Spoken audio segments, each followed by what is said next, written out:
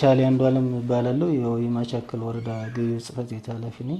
እንደ ማቻከል ወረዳ ገቢዎች ጽሕፈት ቤት በበጀት ዓመቱ በ2018 ዓመት ያቀደው 126 ሚሊዮን 580,526 ብር አቅዶ እስካሁን ድረስ በ9 ወር ውስጥ የፈጸመው 54 ሚሊዮን 207,343 ብር መሰብሰብ ችሏል።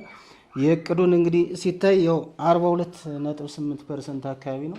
እቅዳችን ካሉት ከዞኖች ወረዳዎች ወደ 24ኛ ደረጃ ላይ ነው ያለ።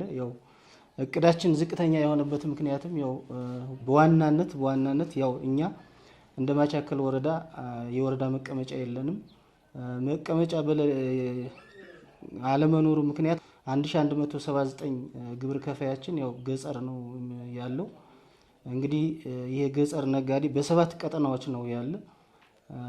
እነዚህ 7 ቀጠናዎችን እንግዲህ መንግስት ህግ ከማስከበር ጋር ተያይዞ ተደራሽ ማድረግ አልቻለም። እኛ እንግዲህ እግር የረገጥንበት ቀጠና የምንለው እምቡሊ ቀጠና ላይ ነው። እምቡሊ ቀጠና ወደ 76 የሚሆኑ ግብር ከፋዮች አሉ። እነሱን አድሬስ አድርገን ወደ 800,000 የሚጠጋ ግብር የሰበሰብንበት አግባብ ነው ያለ። ሌሎች ቀጠናዎች ግን ተደራሽ ማድረግ አልቻልንም ማለት ነው።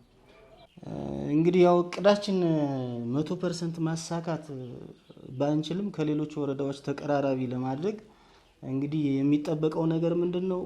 አጋር አካላት የምንላቸው አሉ። በተለይ ገቢ ሰብሳቢ ተቋማት እኛን ሊያግዙ የሚችሉ ተቋማትን ለይተን እቅድ የሰጠነው አለ። ለምሳሌ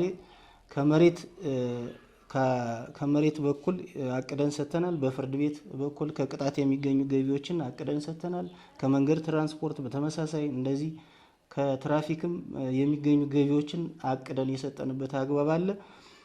እንግዲህ እነዚህ አጋር አካላት በሰጠነው እቅድ መሰረት ተቀራራቢ ገቢ ካስገኙ እቅዳችን 100% መፈጸም ባንችልም ከፍ የምናደርግበት ሁኔታ ይኖራል የሚል ሀሳብ አለ።